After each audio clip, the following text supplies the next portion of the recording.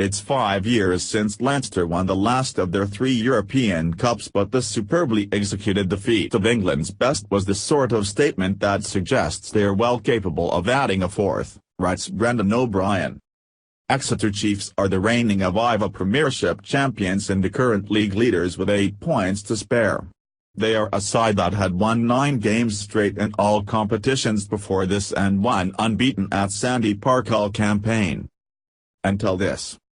Already with maximum points through their opening 2 games, at home to Montpellier and away to Glasgow, Leinster have now taken a strangehold on their pool ahead of the Chiefs' visit to Dublin for the return leg next Saturday. Underdogs to most here, Leinster came out fighting. They dominated the opening half-hour of a game that, in contrast to the conditions, halted events across a number of sports elsewhere in Britain and Ireland, was clear of snow and mostly dry. The province's execution was crisp and clean, their passing flat to the line and intentful despite the aggressive line speed and defence from the Chiefs, and, when that got too much, the visitors think a pass or a crossfield kick here or there to mix it up.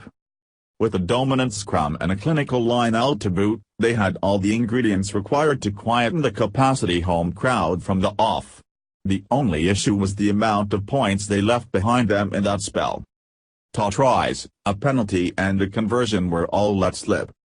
Twice they crossed the Chiefs' try line, after 4 and 13 minutes, but Luke McGraw was denied for what was adjudged to be a foot in touch by Jonathan Sexton, and then Devon Toner's effort was ignored due to insufficient evidence of grounding.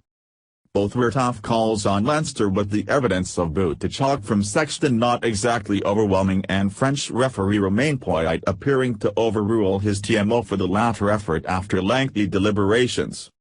Leo Collins' men kept turning the screw regardless. Brought back for a scrum after Toner's close shave, they scrummed down 3 times with Exeter tighthead and England international Harry Williams sent to the bin at the second time of asking after collapsing the dome once too often. In the end, Leinster had to go back before they went over, Exeter's previously creaky set-piece finding its feet and forcing a turnover, but the response was a superb move stemming from a delightful cross-kick from Jonathan Sexton. Isanaciawa collected in space and carried 2 tackles to within a metre or 2 of the line, and it was Sexton wrapping around the short side to collect and run over when Luke McGraw had followed up to recycle from the Kiwi skipper's burst. They then proceeded to gift Exeter a couple of easy ins, Luke McGraw kicking straight to touch from his 22 and handing the home side cheap field position, from which Gareth Steenson eventually kicked a penalty.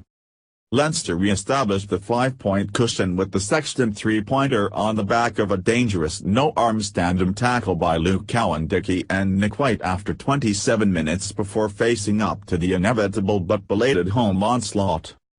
Pegged back in their own 22, they conceded inches but little else as Exeter looked to pick and go, as is their wont.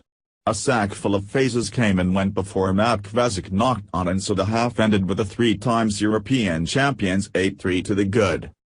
The reprieve lasted no longer than the interval's oranges. A loose box kick and Leinster were in trouble again, James Short collecting on the wing and cutting inside to launch a swift counter that was ended only steps from the try line when Sean Cronin sent Jack Noel flying into touch with the high shepherd's hook.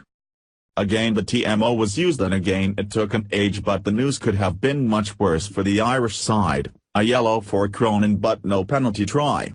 Within minutes though the siege had been set again. This too was lifted. It was heroic stuff. Having failed with the hammer, Exeter went with the scythe, and it worked first time up with wing Ali Woodburn burning past an advancing Leinster rearguard and setting up his fellow flyer James Short to go over in the corner. Just as annoying as the lapse for Leinster was the fact that Cronin had only just returned to the paddock to bring them back to their full complement, but, with Steenson missing the extra 2, it remained at 8 apiece. The response from Leinster was astounding. Though it was gradual, the game shifted back in their favour. An Aciawa penalty after 63 minutes restored their lead and served as a sign of things to come, given it was claimed on the back of copious phases featuring close-in forward drives.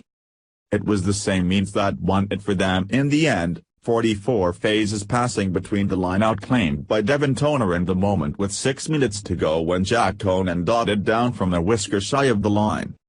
Nasiawa's conversion left them 18-8 to the good and with pool 3 in the palm of their hand. Quite the day.